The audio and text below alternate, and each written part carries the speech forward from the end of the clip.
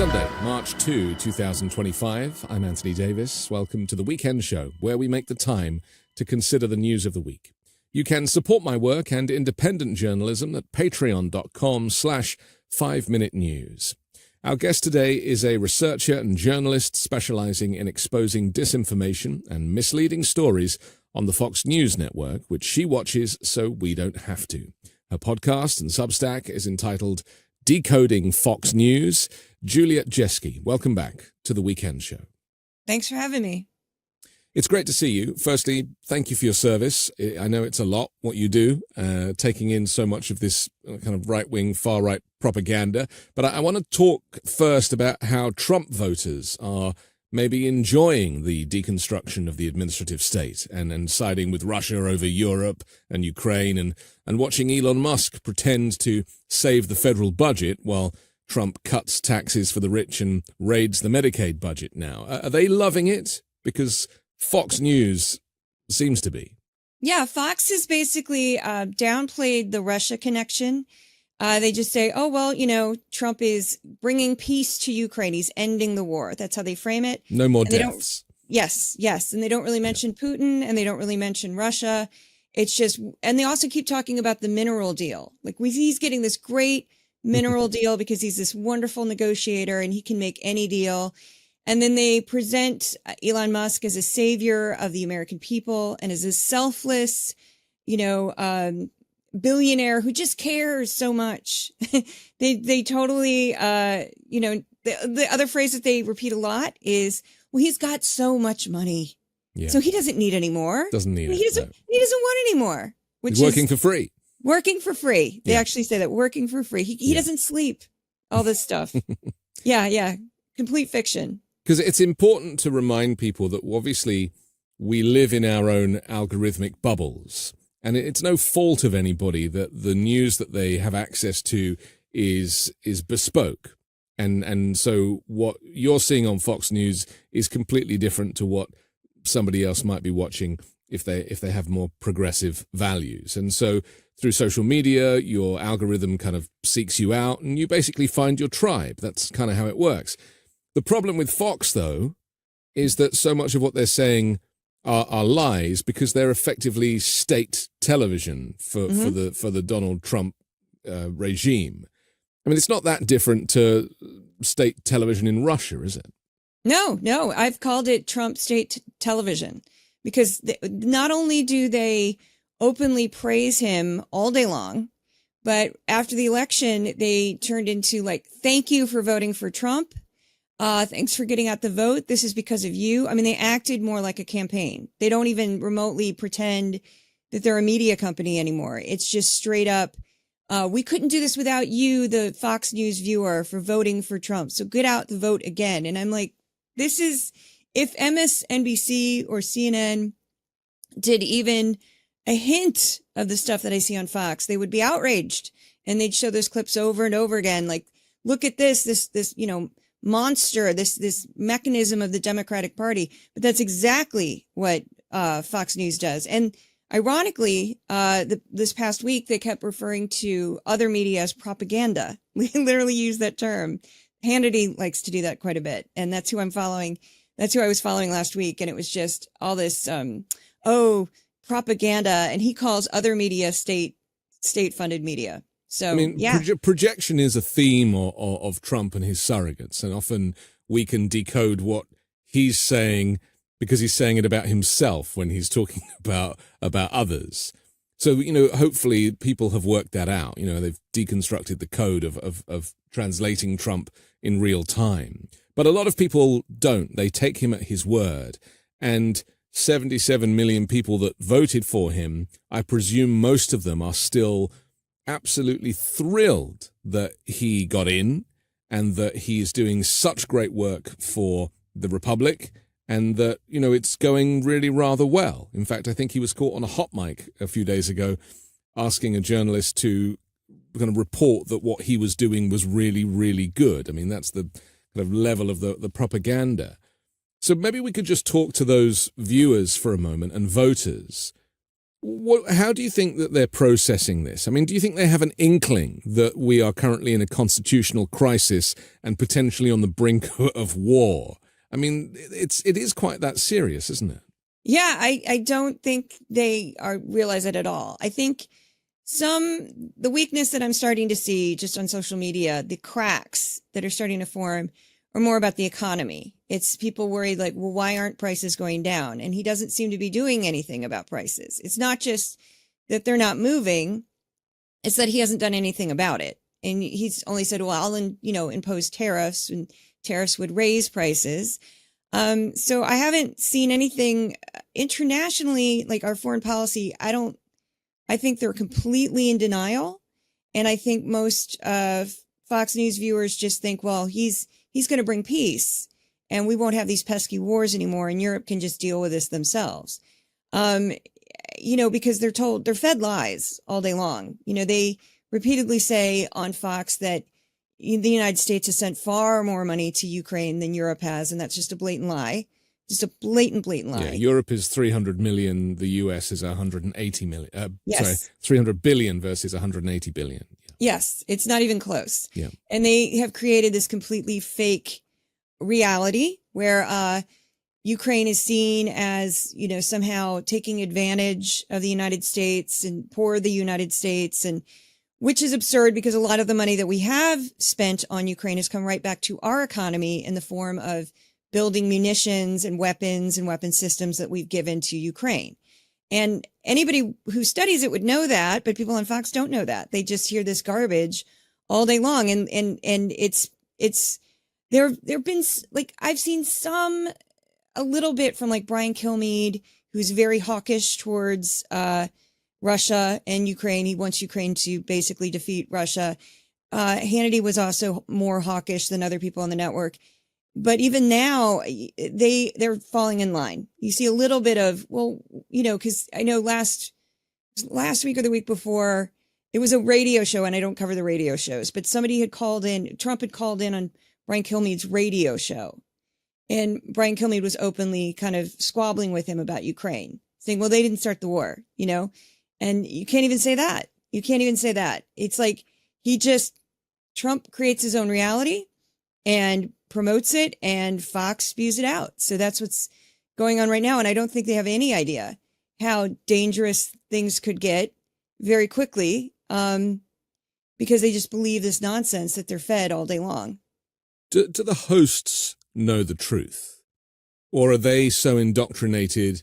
Because you mentioned a couple of them have been swaying, now they've fallen in line. But, when I watch Laura Ingraham or Sean Hannity, to me, it's as if they're just lying through their teeth about everything, because they're not stupid people. Yeah. But they obviously have a business, and they're very well remunerated. And so consequently, they have to do what they do. But is it that they're just simply soulless and that they really do hate America that much that they're prepared to lie for money? I think Hannity, there's been times, January 6th, after the January 6th pardons, Hannity really didn't talk about them. He talked about Biden's pardons.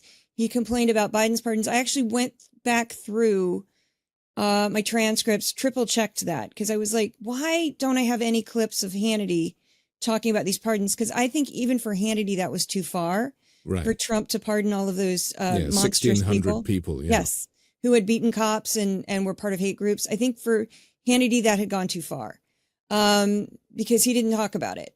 So there are moments, but I do think like Greg Gutfeld will say anything. He will say anything if he thinks he can keep his job.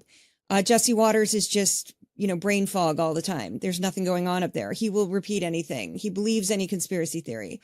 Laura Ingraham, I think, will toe the party line. So she's the smartest one. And she just seems craven to me. When I watch her, I just don't think she cares what she says, as long as she can keep her job and get other parts of her agenda covered, which is, she would love a theocracy.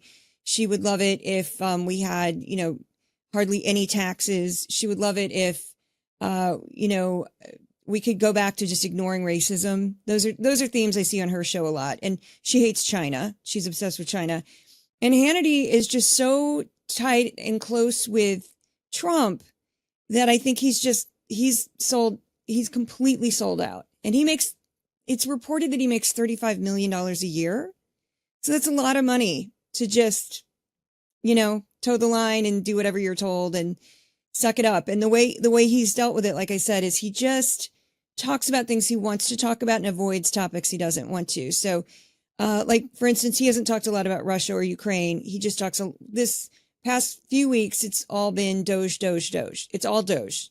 It's just this wonderful man, Elon Musk, who's a genius. And the dual interview with Trump and Elon Musk was very entertaining to watch because Hannity had questions that were 2 minutes long.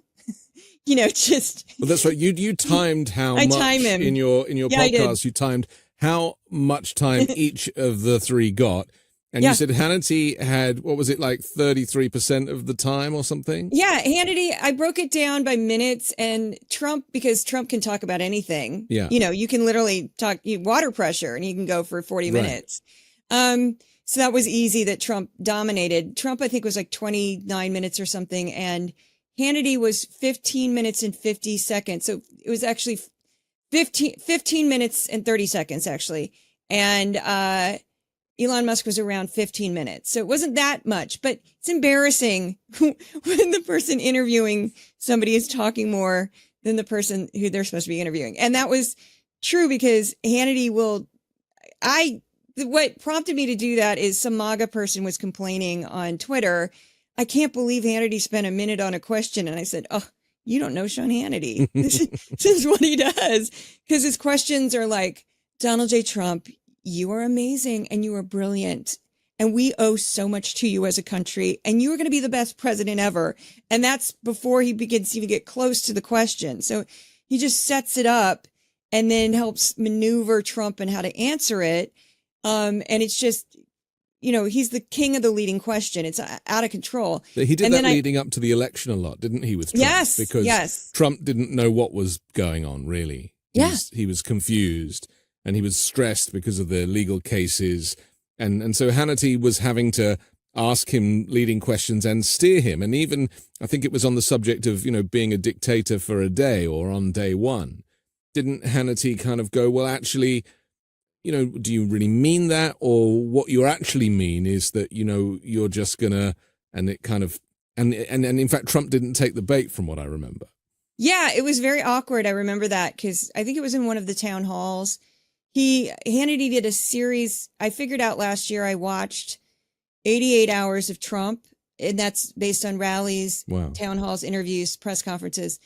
It's a lot. And Hannity was a lot of that. He also did interviews with Laura Ingraham, but and a real goofy one he did with Vance and Jesse Waters. But and then he would go on Fox and Friends, of course, all the time, or he'd call in. That's where he'd call in, and then they could never get rid of him. Yeah, yeah, and they did have him on the comfy couch once. I call it the comfy couch. It's this circular couch, but they had him on the comfy couch once, where he was sitting in the middle, and it looked very bizarre. But Hannity definitely kind of basically holds Trump's hand, looks at him right in the eye and just says, this is what you're going to say. And you can see creative editing. I've seen editing in all of their interviews, which was hilarious that they went after 60 minutes.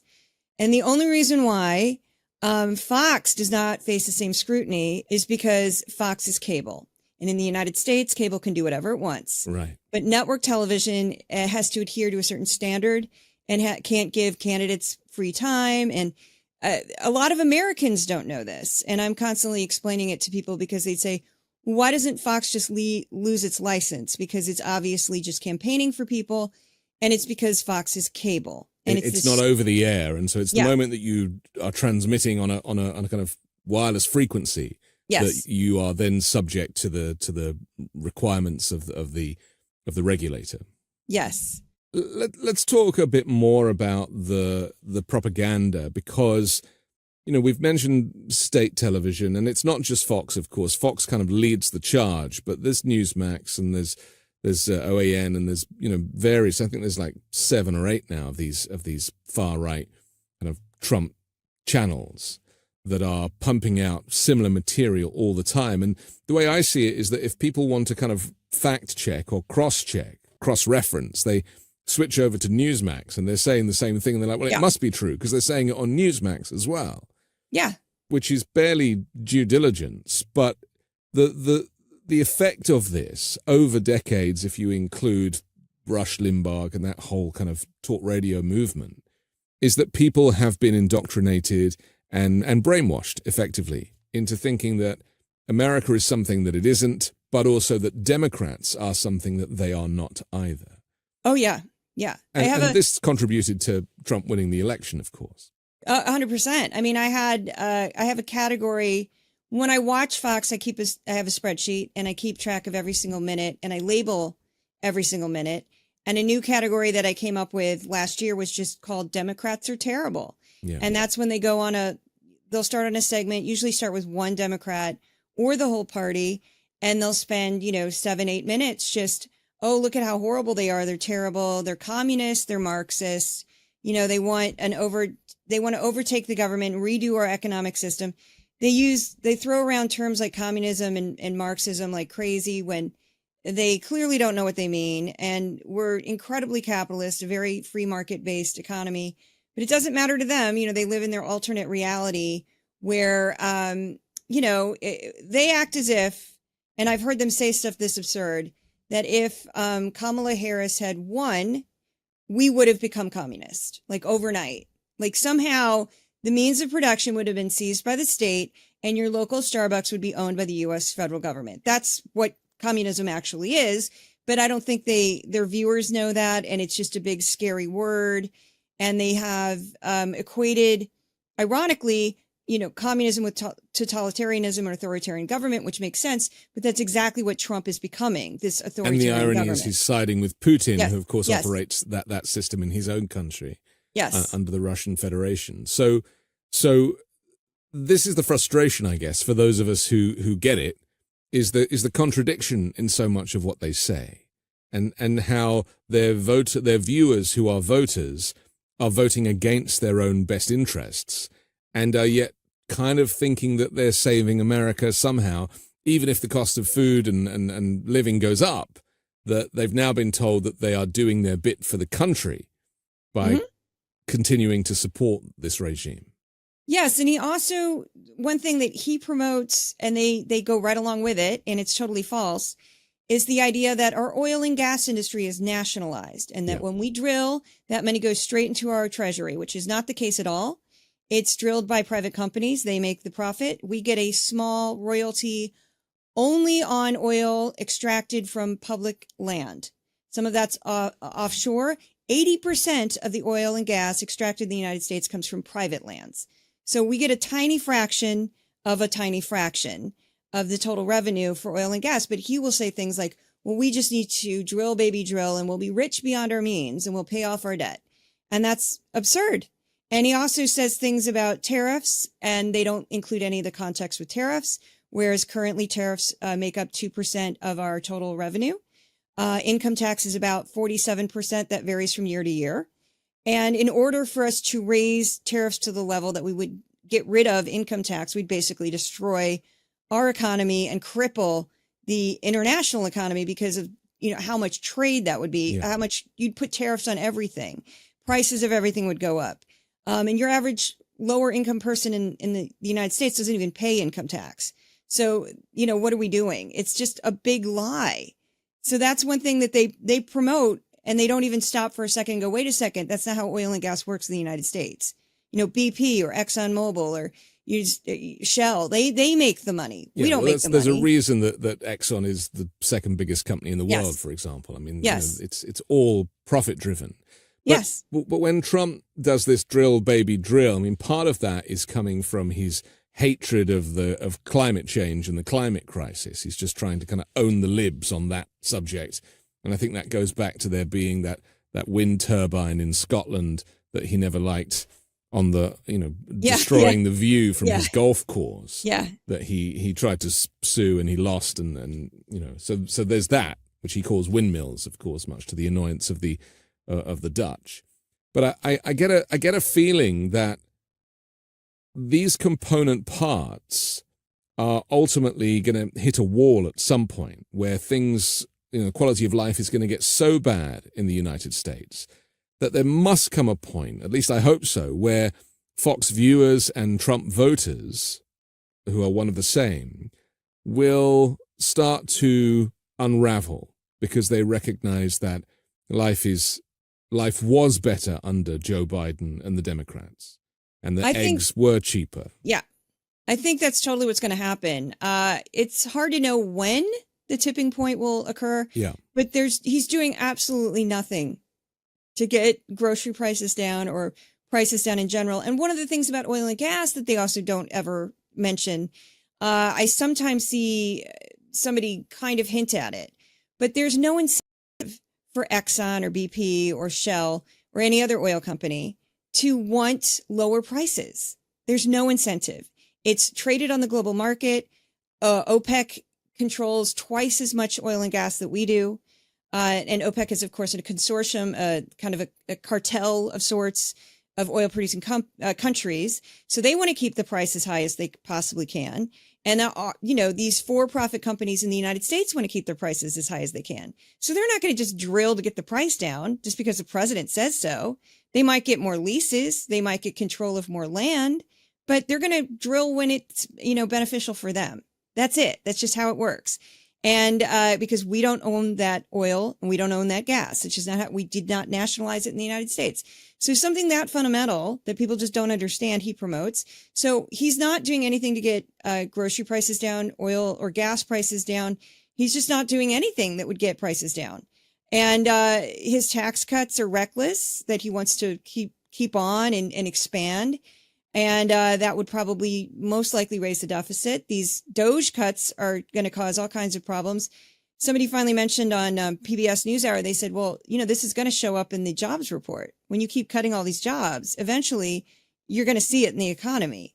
So this idea that maybe 6 months from now, maybe a year, when your typical Fox News viewer, your typical MAGA enthusiast, maybe somebody who maybe begrudgingly voted for Trump. I think he's going to lose them first. The people in the middle who go, you know what? Eggs are still crazy expensive. When I go shopping at the grocery store, I run out of money very quickly. My gasoline hasn't moved at all. And they're going to get fed up because they don't care about his lofty, crazy tariff ideas and his Gulf of America or the threats he's done with Canada or Panama or Greenland. Your average American doesn't care. They just want to live their life, be left alone, and live a decent life. And he's not giving that to them. They're going to turn on him. So it'll be interesting too. I kind of think that it's already starting to happen sooner than I thought. I thought I would have to wait longer to see this, but I saw, like, right after the election, I got a peak in my subscribers. I got a little spike, and I know other people in my line of work, people who are critical of Trump did. And then it flatlined in December, which is normal because people care about the holidays. I get that. And then it started to slowly creep back up, and I've had 2 of my best months ever because people are revved up and they want to stop this and they feel powerless. And so they're turning to Midas Touch. They're turning to Aaron Rupar. They're turning to me. They're turning to you. They're turning to people who are offering a different perspective on this, who are critical of this propaganda machine, and they're looking for answers. And so and these town halls where people are showing up and crowding them and screaming at Congress people, being arrested by unmarked police or security people with no identification. Yeah, it is horrible stuff. Oh yeah, that's true. That did happen. That's terrifying. Yeah. And we'll see what happens. I think that because every day it's sort of this, for me, I have to kind of fight dread because I'll just, open up my phone and just go, oh, what is he doing today? Yeah. What happened today? But I think we all do that, and including our viewers and listeners too, because it is very depressing. Yeah. Because we're watching the US be deconstructed before our very eyes. And for those of us who love America, especially for those of us immigrants who came here, that's quite the shift, isn't it? You come here because it is this amazing experiment, and now it's being deconstructed. It's extra frustrating. Could we talk about the other president? You mentioned Doge a couple of times, but maybe we should talk about the guy that people didn't vote for but seem to have ended up with anyway. Yeah. Elon Musk is basically running the government. It seems that way. And during the cabinet meeting, he held court a lot more than Trump did. During the Oval Office kind of press event, he held court standing up, Trump sitting down. A small child was the only thing to come between them. Insane. And it was all very weird. But Musk himself is as nuts as Trump. I mean, this is something that people don't really realize. They assume that because he's rich, he must be smart. But he is so unwell. They're both so compromised that it really is the blind leading the blind, isn't it? Yeah. Yeah. I couldn't do like a psychoanalysis of Elon Musk, but there's some deep-seated problems there with his personality. Yeah. The bizarre, constantly having children with different women. He's 4 women now. That's a eugenics thing, though, that I think that the kind of far-right movement are obsessed with. Yeah. So creepy. And that, he parades around this one little boy, even though he has all these other children, but we never see them. And then, the joke of him putting the kid on his shoulders, sort of like a human shield. Yeah. Everybody said that. And his just insane ego, which is also as bloated and as delusional as Trump. This idea that he has both of them almost seem to act like they have magical powers almost. And they both view themselves as smarter than anyone else in the room. And no, Elon Musk does not come across as very bright to me. He just comes across as somebody who's ruthless, who is an opportunist, who knew how to, that's the sad thing is most, not all, but most billionaires, it's they didn't become billionaires because they were bright necessarily. Some of them, sure. But some of them, they were just cutthroat and ruthless. Yeah, they shafted people. And we should remind people that he bought Tesla. He didn't, create Tesla. And then this is the thing. It's he has done these kind of hostile takeovers. And that's how he's been able, with the kind of ruthlessness, to kind of ramp things up. But what you're describing in his personality is narcissism. The same as Trump. They are both narcissists. We know that Trump is a malignant narcissist because the psychiatrists have told us so, but I haven't yet seen a psychiatrist analyze Elon Musk in any great detail, but I'm sure that they both sing off the same hymn sheet. Yeah, and it's an odd, I don't know how their relationship has lasted this long, because normally narcissists won't put up with that for too long. They'll stab each other in the throat. I joked watching their interview, and Hannity said, "Oh, you guys are getting along so great. You're like brothers. Look at you two." And then they repeated that on Fox and Friends. "Oh, they get along so great. They're answering each other's sentences." I'm like, no, it was Elon Musk trying to cut Trump off repeatedly. And I said, if you stuck a wood chipper in the room and then took the camera crew out and somebody just slipped in the wood chipper, who would push who in the wood chipper? Yeah. It just felt like I called them dime store Bond villains. That's what they looked like. They clearly hate each other. But it's very true. They need each other, right? Because Trump needs Elon because Elon spent $270 million getting him elected. And Trump puts wealthy people onto a pedestal because they can fund his criminality, I guess. And Elon needs Trump because Elon wants to take over the world, and being the king of America is the best place to start, and knows that Trump is dumb enough that Elon can be like, well, I've got an idea for, didn't he say he could fix air traffic control? And Trump was like, yeah, go on, you might as well try. You can do backwards rockets. Surely you can do air traffic control. I mean, they talk about these complex systems that have evolved over decades, like there's something to be turned off and swapped out with a laptop. Yeah, he has no idea what he's doing. And that's the other thing is I think Trump is sort of exploiting this good cop, bad cop situation with him, where he just makes Musk, allows, I should say, doesn't make Musk do anything, but he basically allows Musk to run, rampant. And then Trump could say, well, he's a genius, just let him do his thing. He'll figure it out. And then Trump doesn't have to be the bad guy firing people. Right. So there's that kind of creepy situation that's going on with the two where they're both exploiting each other in different ways. But I just, their egos are just so enormous. And I don't know how Trump will handle this. Like, people were like, how are they going to even make it to inauguration? Which people were saying that. And when I watched them in that interview, I just thought, and that other interview where they did in the Oval Office with Trump standing next to the desk with his son, and how small Trump looked, just defeated. Yes. And here's this idiot who nobody voted for, who couldn't run for president because he wasn't born here, who is wearing this ridiculous outfit with a baseball cap and just, well, blah, blah, blah, blah, blah, blah, blah, literally. And Trump's just cowering as this small child's like taunting him. And I thought, now, how long can this go on? Because Trump, even though he might feel like he owes this man something, I just can't imagine Trump putting up with this for that much longer. Because Trump shits on everybody at the end of the day, doesn't he? Yeah. So there's going to be some fallout. And the smartest person in the room that day was the 4-year-old boy. Yes. Oh, yes. Noticed. Yes. But my prediction, because I have talked about this before, is that Trump will do that thing that he's done with Ron DeSantis, where he just doesn't talk to him anymore. So he kind of allows him to, he'll allow Musk just to do Doge and do his thing, but he'll have absolutely no contact with him. And I've noticed that Musk is the one that's residing in the White House. Trump is spending most of his time in Florida. Yeah. Which is also disturbing because, we all know that Trump basically ran for president to stay out of prison. Right. Not because he really wants to be president. Yeah. And Melania, where's she? Have we seen her at all? She probably has a whole other family. Yeah, I know. Yeah.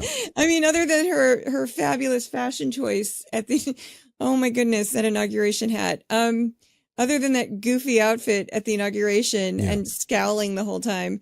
She's completely been a non-entity.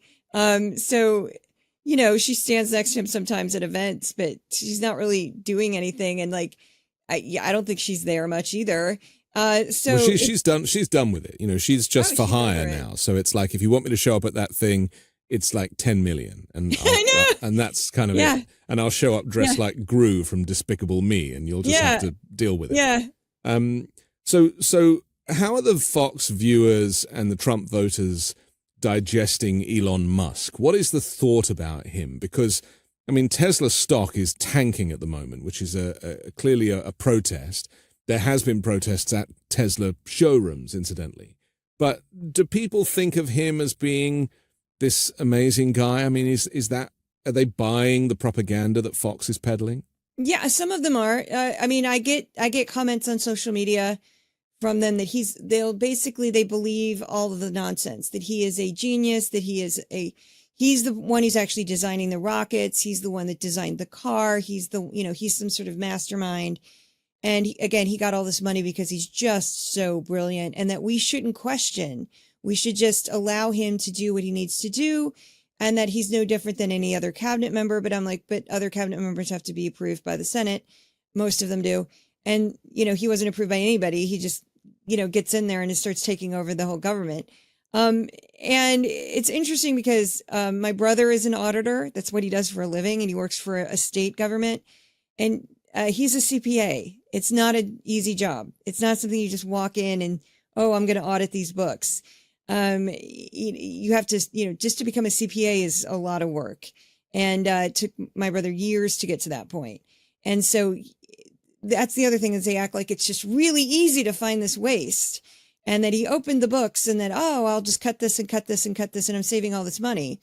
When, New York Times did a thorough investigation of what they've found so far that's publicly posted about Doge, and they found mistakes all over it. Yeah. Things that were double, triple counted. He's counting credit instead of the full amount. So that's definitely going on, but I don't think the actual, your average Fox viewer has figured this out yet. I think some of them aren't happy about the fact that their man isn't the main project. They would rather, I have seen some resentment that Trump is not the main focus, because they didn't really, Musk got added at the end. he was just this weird man who would jump and make that goofy thing that he kept doing on stage and threw a lot of money around. But he was not the man that they fell in love with. The man that they fell in love with is this crazy person named Donald J. Trump, who would talk like a preacher in his speeches, like his rallies. I talked about this before. When he addressed his rallies, he would say things just crazy. Especially if you watched several of them, where he'd go, "I will make all your pain go away. I will take all of your problems and make them go away." And just, that's like a preacher. That's not real. Yeah. That's not realistic. Nobody can do that. And but they think of him as godly, don't they? They do. They think do. That he is the chosen one. And yes. And certainly amongst evangelical communities, they've elevated the least religious person on the planet to be the second coming. And then I think when he got shot, he really played on that and said it was God's will that he was still alive. And they bought into that in such a way. In fact, the opening of the RNC conference, where he kind of walked on at that speech to Darth Vader music, and he just stood in like a silhouette for a while. Yeah. And people just couldn't believe it. It's like they were literally witnessing the rise of Jesus. Yeah, on the inauguration day, which I captured the entire thing and went through it was like 5.5 hours. And then I also compared it to PBS's coverage. They interviewed, it wasn't much of the footage, but they had sections where, they had to close it down because the weather was too cold. Right. So instead they had stuff going on in an arena, Capital One Arena, and they had people lining up for hours in the cold. So I was like, why did we cancel this again? Because now you just have people lining up outside. They clearly canceled it because they knew that they wouldn't get the same crowd as Obama had and Joe Biden had, and Joe Biden's was inside. But they didn't want the comparison made again because they knew that it was a problem for Sean Spicer on day one. And when they interviewed some of these people who were trying to get into Capital One Arena, that's where I saw it. One woman just started crying. Like, she just said, well, tomorrow is going to be a better day because we have Trump as president. And they said, well, what do you think? This is a Fox person, so a very friendly person interviewing her. It was Griff Jenkins. And he's like, what do you think's going to happen? And she just goes, and she literally said it. And I went, oh my God. I was just like shaking on my end. She just goes, all my problems are going to go away. Yeah. He's going to make all my pain go away. And I'm like, she's repeating the nonsense that he said on stage. That's how they view him. So some of them do resent Musk a little bit because they're like, who is this guy? Why am I not seeing my guy? Why isn't Trump talking? I don't want to see this guy. And so I have seen some hints of that. And I think that will probably get worse as the longer this stretches on. Because everything's going to get worse, isn't it? Yes. I mean, the authoritarianism is only going to get worse. Yes. Once Trump gets wind of the fact that the media, are saying it's a terrible thing, he'll then just ramp it up. And Musk, obviously, he's on prescription ketamine. I mean, that's not going to end well either. So something is going to give. My fear is that it's going to end in violence or something. I mean, this is a recipe for the destruction of an entire nation and potentially the world. I mean, our European allies now have basically been told that they are no longer protected by America, who has decided to side with Russia. I mean, this is unprecedented. And yet people are carrying on going, oh, well, eggs, they're $7, and I'm thinking, well, you don't need to eat eggs. Like, you could literally just cut eggs out of your diet and you'd still be alive. Yeah. But what we're really dealing with is the fall of American democracy, and yet people are still concerned that they can't get an omelet. It's denial. It feels like a person who eloped to a person they didn't know very well, and they're in the first few weeks of the marriage, and they're still like, it's going to be fine. It's fine. And then they saw a big knife in his bag, and they're like, what have I done? Denial is very powerful. And I think that there's a large portion of the electorate that is in denial. And I also think that Elon Musk is just not likable. Trump is better at, even though, most people with a brain in their head think he's a dangerous sociopath. But to the people he knows how to manipulate, they see him as this benevolent, charismatic, amazing person, and they like him. They genuinely love his personality. Elon Musk is not likable. He's creepy. He's got a weird accent. He is, and Americans are very weird about that. Trust me. And he can't speak in complete sentences either. No, he can't. Like getting blood out of a stone trying to listen to this guy talk. His speech patterns are strange. He odd mannerisms, and he's got this bizarre personal life with these children scattered all over the place. And he dresses strange. Like there's nothing. He doesn't come across like, if you look at from a MAGA perspective, they want like all American, all of that. And you see this odd foreigner. That's how they would view him, in strange clothes, who speaks strangely, who is just not, he doesn't come across as warm and fuzzy at all. Doesn't come across as kind, doesn't come across as likable. And he has his fan base, but they don't, the typical person who is obsessed with Elon Musk is like obsessed with crypto and like playing video games all day long. And I don't mean to disparage video games, because like my niece loves video games.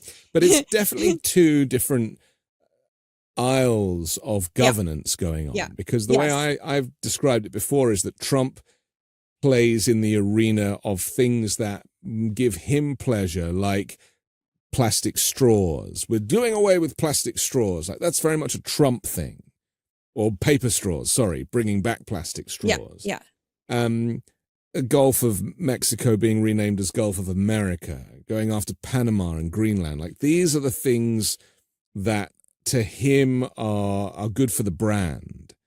But then the other side, which is the Doge side and the Musk side, is actually far more sinister, because USAID, which is kind of where they started with this, I mean, and that only represents 0.63% of the federal budget, but it provides a life force for so many countries. And by removing this international development, it's not just aid, it's also development, you are effectively killing millions of people. People will fall foul of HIV and AIDS and Ebola and drought and famine. And on Thursday, the Supreme Court sided with Trump and basically said, you don't have to come up with the money because he missed the deadline for the legal case, and that now also puts us into a further constitutional crisis. I mean, this is life or death for other people, and yet Trump and Musk, they relish the death of millions of people. It's like a genocide. Yeah, and it is terrible, because a lot of Sudan is a great example of one place that we were helping that desperately needs the help. There's millions of people who face starvation there right now because of an ongoing civil war that's been, no end in sight, was the conflict in Sudan. And it doesn't get as much press because we're not involved in it directly, except for we do provide aid, and cutting that aid off is going to be devastating, especially for HIV patients all over the world who can't get treatment. And if they can't get treatment, they're going to spread the disease, because the treatment prevents, if you're on antiviral medications, the virus in your body becomes so low that you can't spread it. And so that's why it was so important to keep these people on those medications, which for us is relatively cheap in the grand scheme of things, but for them, it's going to be much harder to come up with. We're also opening the door for China to fill that void all over the world. And they're going to exploit that. And Russia might as well, because Russia has pulled all kinds of shenanigans in Africa to manipulate people against Ukraine. Because when they couldn't get food from Ukraine, Russia swept in, gave people food, and then started trashing Ukraine. Oh, Ukraine's evil. This is the reason why you can't get your grain or your food's gotten more expensive. It's because of those evil people in Ukraine. And Russia's been doing that for years. They've been manipulating Africa and China as well. China would love to get a foothold everywhere in the world. So by cutting off aid, which a lot of it was just food, basic necessities for life, that was a form of diplomacy for the United States. And they had a guy on, I don't remember his name, but he appeared on PBS and on Fox. And he was this fiery older man who had been the director of USAID under George W. Bush. And he just went off. He's like, I'm a conservative Republican. Trump doesn't understand USAID at all. USAID helps people. It's good. He goes, if he doesn't like these programs, just get new programs. You don't have to wipe the whole thing out. He goes, this is diplomacy. This is good for our country. And it's good for American businesses because American businesses work quite a bit with USAID. And well, we're sending stuff. I mean, anything that we send is coming from here. Yes. And ironically, USAID has been criticized for being too capitalist, too, free market. For years it has been. And the guy was saying this, and he said, this idea that it's Marxist is complete trash. This idea that it's socialist is complete trash. And basically what they did is they found programs that had existed under Biden, which you could have ended like that the next day and just stuck a new program in there with the same budget if you wanted. And they acted like instead of like bringing literally food to starving people, it's, transgender operas in Guatemala or something. And it's not what it really is. And he said, this guy was so great. He goes, when you have a Republican in office, guess what? USAID gets run by Republicans, and the people who are the, day-to-day workers will do whatever they're told. That's how civil service actually works. There's no deep state. That's not how it works. No. Because you get a good administrator in there and you can do whatever you want, and they'll work in tandem with the president. He just doesn't understand the program. But because they created the deep state conspiracy, they're having to now see that through. But what they're doing is they're firing Republicans from lifelong jobs. So many people that were, let's say, arguably half of the people that work for the federal government are Republicans. Yeah, easily. And so those people, and they're discovering that these jobs are not just in D.C., and they didn't realize this in advance, that actually all over the country are these centers where the federal government work and outposts. And consequently, there are people now complaining to their Congress people saying, I've lost my job. I voted for Trump. This is not what I was expecting. And I suppose that is an implosion point for this administration. Yeah, there's farmers who worked with USAID who would basically any surplus they had would basically be sold to USAID and help starving people.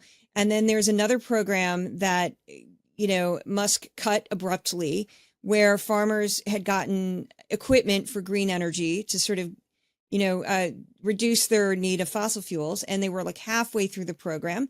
So they had bought all this equipment and they were being reimbursed by the feds. And now the feds cut it off. Yeah. And these farmers are like, I have $50,000 I owe on this stuff and no one's going to help me out. And I don't know what I'm going to do. Meanwhile, Trump loves the farmers, as we've been told. He claims he loves the farmers.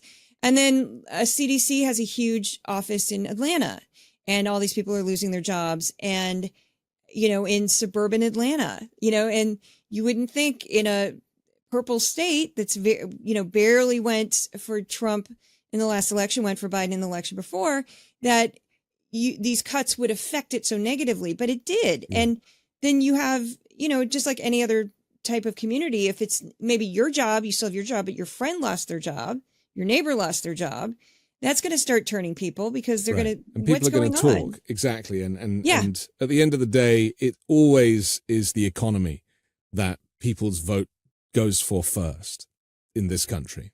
Just always is. Yeah. And part of that is because wages never went up in line with inflation and people need to be able to support their families. So it's only natural, but that's ultimately that kind of hot button issue. We have to take a quick break, but I want to come back and talk about immigration. Laura Ingraham went to Guantanamo Bay, and I'm sure you've got plenty to say about that. We'll do that next here on The Weekend Show.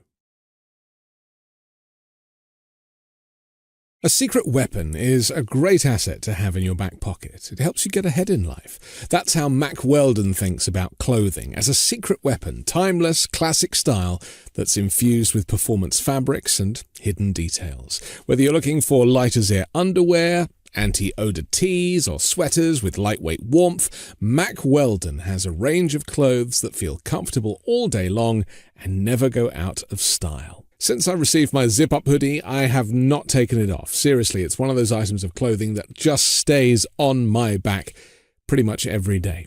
Some guys just want to look good without calling attention to themselves. Mack Weldon Apparel gives you understated good looks for understated confidence. They're not flashy, just classic, always in style, and made from the world's most comfortable performance fabrics.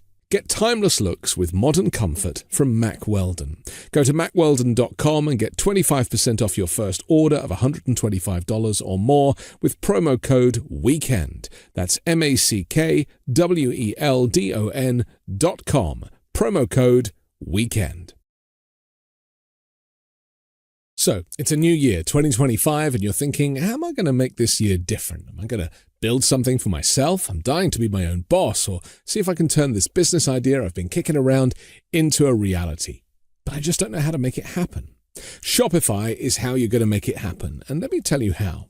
The best time to start your new business is right now, and Shopify makes it simple to create your brand, open for business, and get your first sale. Get your store up and running easily with thousands of customizable templates, no coding or design skills required. All you need to do is drag and drop. Their powerful social media tools let you connect all of your channels and create shoppable posts to help you sell everywhere that people scroll. Shopify makes it easy to manage your growing business. They help with the details like shipping, taxes, and payments from one single dashboard, allowing you to focus on the important stuff like growing your business. With Shopify, your first sale is closer than you think. Established in 2025 has a nice ring to it, doesn't it?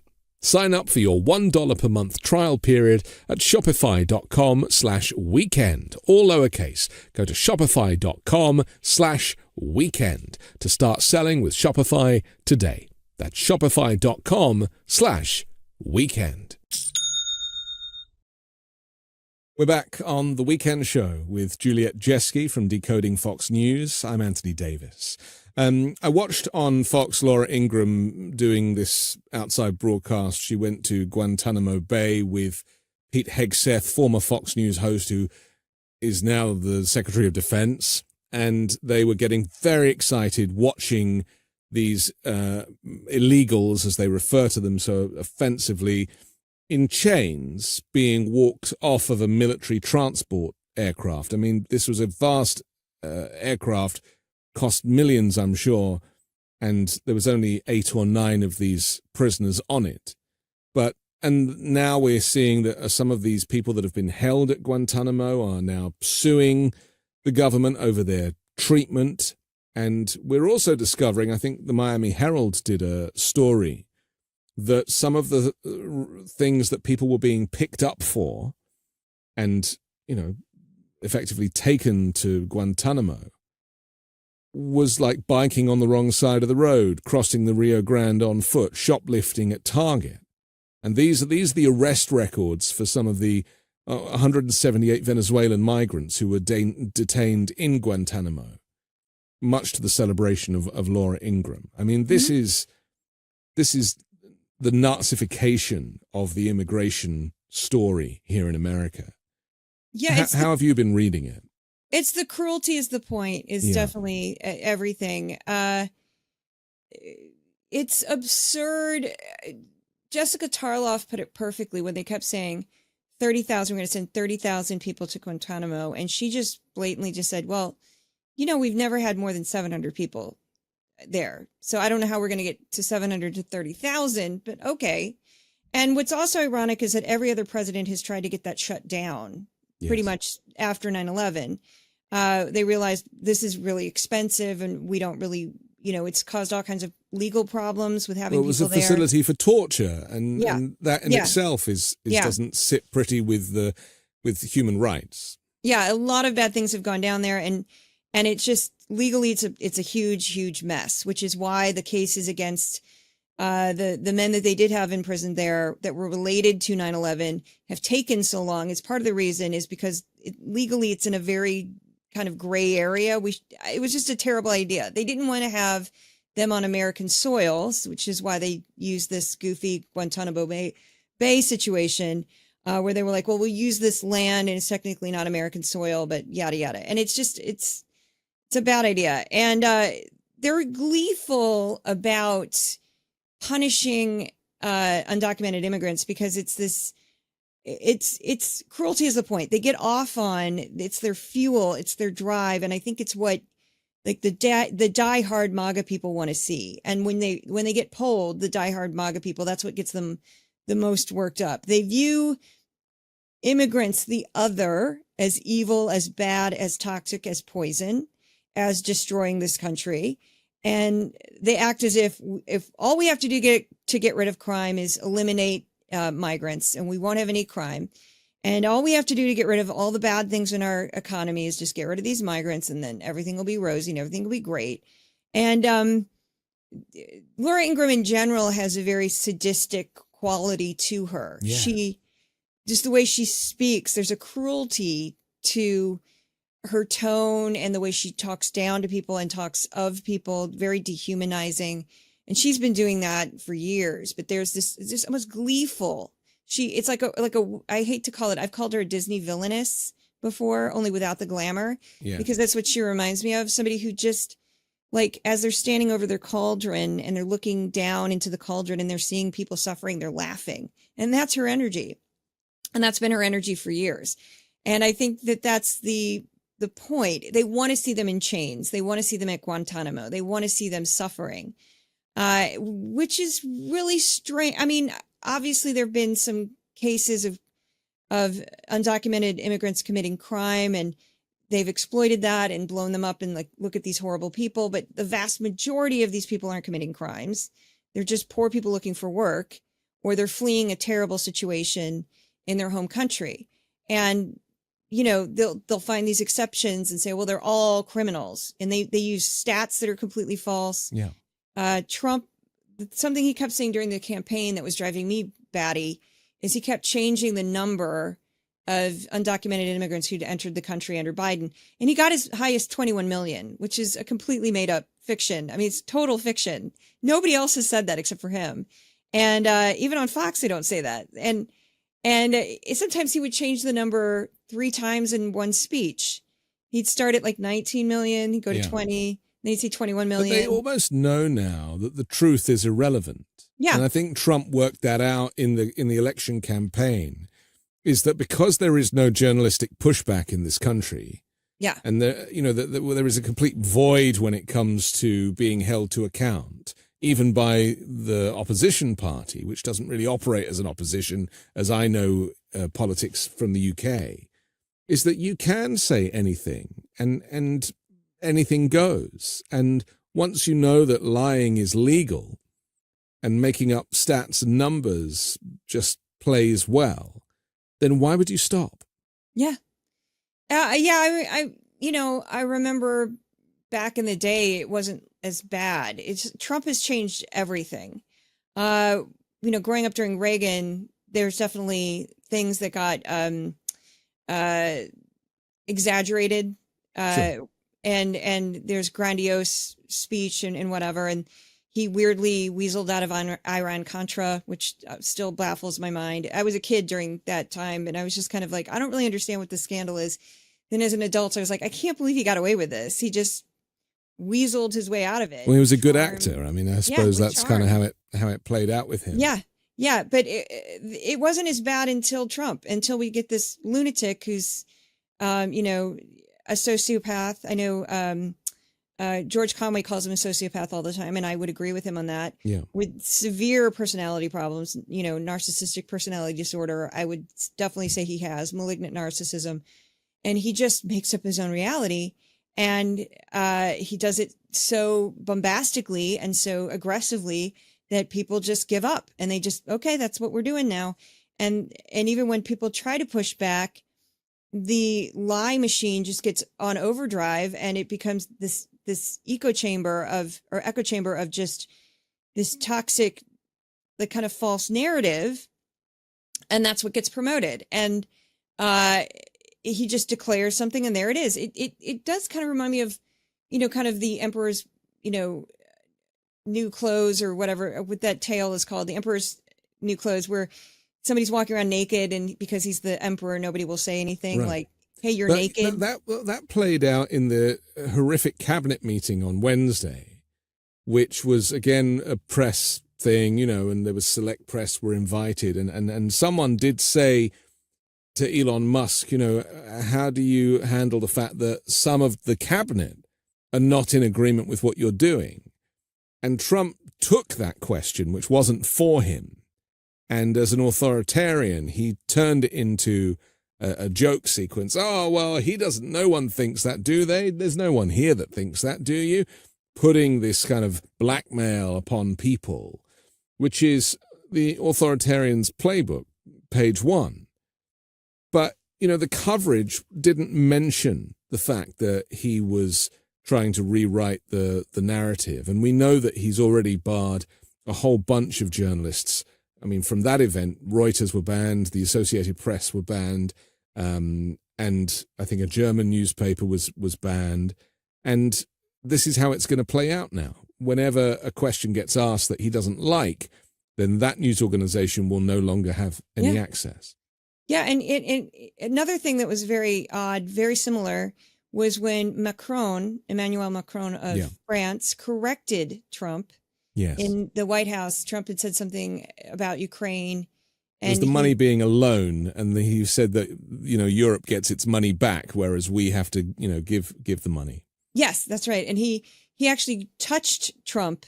Yes. He physically touched him and corrected him. Gave him some arm treatment, didn't he? Yeah. And the way Fox handled that, which was interesting, is they showed clips of Macron next to Trump, and they just said, look at how handsy he is with Trump. He keeps, I'm going to make a video out of it. I just haven't had time yet because I have to kind of find the full clip and figure out how to cram it into 2 minutes. But they had reduced it to Emmanuel Macron was just handsy because he was a French guy. And I was like, this is appalling. And they didn't mention that he'd corrected him. They just said, see how many times he's touching him? Look at him. He's touching him again. Yeah. And that was on the 5, and they were sort of laughing about it. And I'm like, wow, that's some spin there of how they just changed what happened. And I was like, wow, this is next level. We are in 1984. This is happening. It's just, they just make up what they want to make up. And I just went, that's a creative twist there. Yeah. He's just a handsy French guy. Those French people like to touch kissing people. him on both cheeks. Yeah. That's how they played it off. We're also, though, in 1934. And the serious story here, because, I find myself laughing a lot when I'm making videos, and it's a nervous laughter. Yeah. I'm not enjoying anything, but I don't really know, my body doesn't really know how else to respond to such shocking news half the time. So it does kind of end up being a nervous and embarrassing laugh. But, with people like Pete Hegseth, with his, far-right Christian nationalist tattoos, being the Secretary of Defense, they fired all the lawyers that work at the Secretary of Defense, and that, some people are suggesting is because they are preparing to do things that would be considered illegal and bringing in people who are very much on side. And I think it was Hegseth that said that we don't want any roadblocks going forward. I mean, that has made Europe very nervous, in addition to the speech that Hegseth made at the NATO summit, where he basically said that America will not be protecting Europe anymore and was effectively siding with Russia. And then we had J.D. Vance a few days later, or the next day, make his speech at the Munich Security Conference and say the same thing, that, I'm sorry about all that stuff that happened in the olden days, but we're back. And what I got from that is not Nazism. And it's only now that journalists are starting to use that word, but there is a common theme that I'm seeing, which is white supremacy, this kind of pure American blood. The eugenics thing is connected as well. And the desire to, referring to humans, people of color as the other. Yeah. That really just ricochets straight back to the Hitler's early years before the war started in 1939. Is that where this is heading? I don't know. I'm similar in that I have developed a gallows humor about all of it, in that I will swing from complete dread of like, I don't know how I can even watch this crap anymore, into I'm just laughing at them, maniacally laughing at them, like how blatant it is, how just they don't even try to cover it up anymore. And so I have a similar weird way of handling this darkness. I fear for a number of groups. I fear that you're going to have violence just spontaneously break out in the country against brown people, basically, because we've had incidents of that happening before, smaller kind of isolated incidents, but I could see that happening again and getting worse. Or, these Guantanamo, if they do really, expand that and start putting thousands of people. Well, they want to build camps, right? They want to build camps, kind of internment camps. What is that going to turn into? Yeah. You're going to start with internment camps, or will it escalate? And then Europe, I'm terrified for, because nobody should trust Putin. And even if he says, I'm going to stop and you can get your minerals out of Ukraine and keep your security forces, I mean, who in their right mind thinks he's going to really stop? I mean, he's not. He'd probably reinvade Ukraine. I mean, that's what people aren't yet saying. But as I see it, the Trump will do this deal that the Americans will think that they've won because they get mineral wealth. And then Zelensky has to step down as part of the deal. And then Putin just reinvades Ukraine. And by this time, because there's no security guarantees, Trump is out of the picture. Yeah, it scares the crap out of me. And I worry for Poland. I worry for the Baltic states. I worry for Moldova, the non-NATO states in the Balkans. All of that, the entire area, I'm terrified for, because how much bite does NATO have now if we're not in it? And even though we technically still are, but we're not, we've sort of... It's done. It's done. Effectively, it's done. Yeah, and it's terrifying to me. And what's scary is that, because Trump thinks like such a child views the world as like, I'm bigger and you're all smaller and I don't need you. Yeah. He doesn't seem to understand that, like, if war escalates in Europe, it will hurt us. I mean, even from a purely selfish point of view, everything's connected. We don't win if Europe starts killing each other again. And even the idea, and this is something I was thinking of today when I was rewatching some stuff from last week, is this idea of well, we have to get all these European countries to raise their military spending. And I thought, okay, so there was like hundreds of years where Europeans killed each other, like repeatedly, over and over and over again, over the same stupid patches of land. Belgium was formed partly to stop Germany from France constantly fighting each other. England and France constantly fought each other. Italy couldn't even get it together. They were fighting each other within Italy. Spain, same thing. And Iberian Peninsula. That's why DNA from that area will be labeled as Iberian Peninsula, because it's all these different groups killing each other. Right. That's the European history. Yeah. And I don't know why. And Germany especially, of course. Yeah, Germany, of course. I mean, without saying, I should have mentioned that first. But Germany, yes, Germany was a huge problem in the 20th century, because they weren't the only reason behind World War I. They were one of many, but World War II definitely. And this idea that we should get them to build up their arms, to me seems like a totally the wrong direction. Because again, the history of Europe, and, now because of the EU and because of a number of different things, we've had a long lasting peace there for decades, but will we forever? Because now that it's starting to crumble, and, because you could have a few of these states break off and side with Russia, which we're already seeing. And then what, then especially countries like the countries that scare me, that I'm worried for the most, are Poland and the Baltics, because they're right there. And Russia has been terrible to that entire region for hundreds of years. I mean, if you go back far enough, Russia just loves pouncing on its neighbors, and dominating its neighbors, and being terrible to Poland, being terrible to the Baltics. Poor little Baltics. They're these tiny little countries. They just want to be left alone. This is Putin's plan. He always said that he wants to see the USSR back again. Like that is his plan. And so obviously all of these countries form part of that.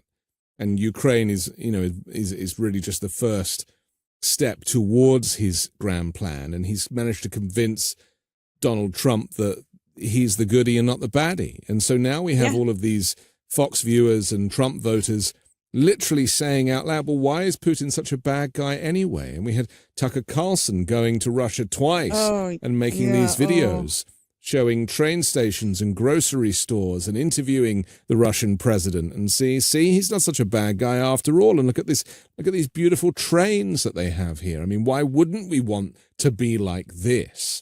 I mean, which is ironic because the trains were built by communists. The train right. that he kept bragging about. I've been to the Soviet Union, so I get very worked up about this. And I've been in that metro. And I went to the Soviet Union when I was in high school, and as a student. And the metro in Moscow is stunning. They have chandeliers. It is nothing in the United States looks even close to this. It's just a jewel. And it was built as part of communist propaganda. They were trying to show the rest of the world, our system is better. You look down on us, you call us garbage, and look at what we just created. And so for Tucker Carlson, I didn't mean to cut you off. I just get so worked up about this because I was like jumping out of my skin watching that. I was like, oh my God, that's a communist like jewel that you're celebrating. But when he was down there like bragging about the metro and how beautiful it was like, it was built. Look up when it was built and look up who built it, you idiot. Like, and that was the thing about the Soviet Union is you would see something like the metro that would look like a piece of art, and then their flats would be like would look like a housing project, only not nearly as nice as our housing projects. So that was but that's the irony of all of it, isn't it? They claim Democrats are communists, and yet they're now siding with Putin. And so the irony obviously is lost on most people. And So where do we go from here? Because my concern is that, as I said earlier, Trump is only going to become more emboldened as an authoritarian. He knows that this stuff is working. He knows that people are scared. He wants to put fear into people, but he also wants to be respected. He wants to be on Mount Rushmore. He wants to be, they're now talking about a bill to put it literally on a bill on cash, to have Trump's face on cash. Oh my God. He's talking about this gold card, this golden visa that he wants to, rebrand. It's actually an old policy that he wants to rebrand, a $5 million, anybody can come in. Russian oligarchs. He was actually asked this in the Oval Office. Well, could a Russian oligarch buy this? And he said, well, they're not such bad people. I've met some, and some are very nice. So there's no hiding now which side America is on. Not Americans, but American leadership is on. And they're never going to turn back from this. And meanwhile, Democrats really don't have a voice. They don't have a leader. They don't have any authority in either house or even in the courts. So many of the courts now have been MAGA-fied, and the Supreme Court certainly has. So do we just sit by and watch this happen? I mean, some Democratic strategists are saying just wait for it all to implode and then step in. Do you feel the same? I don't feel the same. I think what Democrats should be doing is going for low-hanging fruit. We're not going to be able to get him down. What I saw in those town halls, and I looked up a bunch of them, when I put I featured just 3 of them in my podcast. They could have done a lot more. What I was just trying to show a flavor. I kind of got the best audio from the ones that I looked up. We need that in every single district. Yeah. What Democrats need to do is they need to get out and they need to be vocal and they need to show up and they need to flood every single town hall all over this country. Democrat or Republican, I don't care. You show up and you start screaming that you want change. If you get these people in purple districts, if you get people in areas where they might lose their seat, put the fear of God into them that they will lose their seat and give them hell. I am we need to be, because we're not going to be able to get the MAGA converted away from this cult, because that's what we're dealing with. We're not going to be able to pull Trump through legal means or everything we've tried so far, but we can get those Republicans, especially the Congress people who have to run every 2 years, who are very vulnerable, and you just make their life hell. And I mean, just show up at every single thing they do. Show up at every single public event, show up at every single town hall, and don't shut up. because that was effective. And they can say on Fox, oh, these are just Democrats and they're organized. And well, who cares? Yeah, we're showing up. Because my thing is, well, that's a weak argument to say, well, these are just Democrats showing up at town halls. Well, yeah, because Democrats live all over the country, including red districts. And if the Republicans actually cared about this, they would be there and they'd be yelling back. But they weren't, because there weren't anybody there. The only people who showed up were Democrats. So that said a lot to me. I'm like, that to me is the key. That's the only way we're going to get through this, is we have to fight. I kind of see what they say by like letting it implode, but we have to fight. And I also think that it will help the morale of the other side, of the people who are becoming disillusioned, to give them some place to go to kind of let this out. And I also think one of the things Democrats need to do, huge, is as people start to break from this madness, if we get people who get disillusioned by MAGA or get disillusioned by Trump, welcome them in. Don't become judgmental and, oh, you're not this or you're not that, or you're from the South, or you're, just shut up. I mean, I'm from technically Missouri's kind of, I haven't lived there for ages. Close enough. Yeah, it's close enough. But it's I don't think Democrats are the types, and this is a massive generalization, obviously, but it doesn't go both ways. So whereas Republicans hate Democrats, Democrats don't hate Republicans. They feel sorry for them. Yeah, and, I don't hate and them. invariably they want to, help bring them over to the good side of the force. Yeah. There was a story out on Thursday saying that Republicans on Capitol Hill are shying away from criticizing Trump's policies over fear for their physical safety and for that of their families. It was Eric Swalwell from California that said that they're terrified of crossing Trump, not only because of the negative impact on their political careers, but also from anxiety that it might provoke physical threats that could cause personal upheaval and require them to hire round-the-clock security as protection. I mean, that really now is the stuff of Russia, this kind of fear of being offed or fear of being attacked by the henchmen of the leadership. And, Trump pardoning 1,600 people, he is effectively creating his own militia. He wants people to protect him, doesn't he?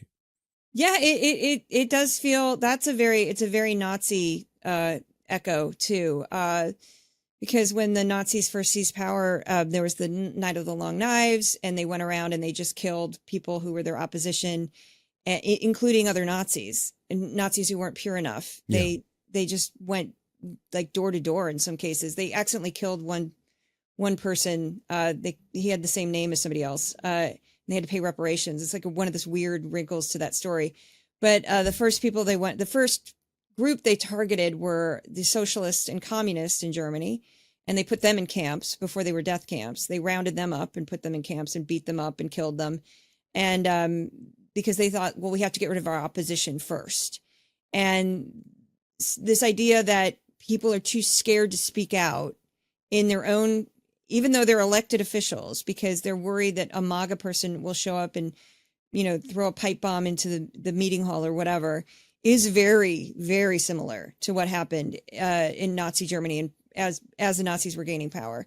So that is scary, and it freaks me out all the time as somebody who's read a lot about extremism and Nazis and the whole pattern of that. It scares the heck out of me. But I think too, that's why I think, don't obey in advance. Don't lay down your sword. Don't give up. It's a very, very dark time, but I think giving up would be compounding it, would make it worse. And think about how many Germans didn't say anything, who didn't agree, but they didn't say anything. I'm slightly obsessed with the white rose, which you can't see it, but the screen behind you, this little window that I'm talking to, and on the desktop on my computer is the White Rose Memorial in Munich, which is pamphlets that the German resistance was passing out at a university, and they got caught after this, like their fifth time, and they got caught. They were young people, and they were executed by Germany. And now there's schools named after them, and they're considered heroes in Germany.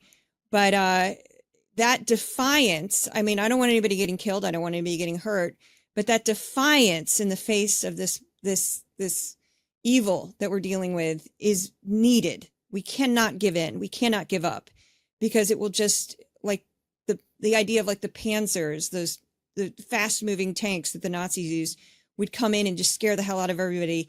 At the beginning, when they started invading other countries in Europe, they came in with these crazy tanks that were faster than anybody. It'll be Cybertrucks this time. Yes, and it'll be Cybertrucks. But this idea of, if you just lay down your arms, and I'm not advocating for violence. I mean that proverbially. Your arms, your voice. If you just give up your voice, if you stop fighting back, I think we just speed it up. I cannot disagree more with people who say just let it happen, because I just think no, because if you're being physically attacked, yes, I mean because I also think there's a psychological element to it, and if people who don't like Trump, who don't like what's happening now, but aren't political, they're not Democrats, they'd never identify as a Democrat, if they see the Democrats lying down, they'll take advantage. Yeah, and they don't, you've got to inspire hope in people. You've got to have people. But maybe leadership is the issue, and that's obviously a big subject we don't really have time for, but I'm hoping that somebody or some people will step up and lead the charge. I'd even take Kamala Harris at this point, like something or some shift, because, I've always, everything I've read about how Germany kind of gave over to the Nazi party, a lot of it started with inflation, and this is how Hitler, who was the chancellor, this is how he was able to kind of convince people. Again, the same here, starts with finances. But I always struggled to really have empathy for how a country could be turned so quickly, and people could be turned so quickly into this darkness. For everything I've read, I'm like, I just don't get it. And yet here we are, 2025 in America, the land of the free, and I can feel it now. Like, I really get a sense of what was happening back in Germany during that period before the war, because it started 15 years before the war. Yeah. In a way that it has direct parallels with what we're seeing here in the US. Yeah, it's very scary. And I think in this country, it's definitely, undocumented migrants are a number one target. But I also worry for the Jewish community, because they get blamed for everything anyway. Yes. And because anti-Semitism didn't go anywhere. And some of the stuff Trump says about Gaza scares me, not also because I worry about the people in Gaza. They shouldn't be kicked out of their home like that.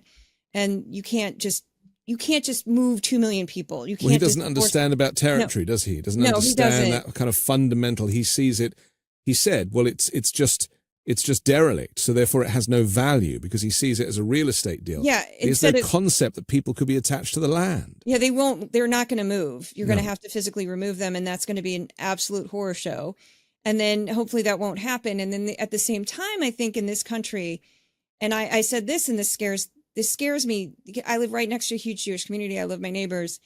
And the idea that if any American blood is shed in Israel, the backlash against my neighbors, I'm terrified for them.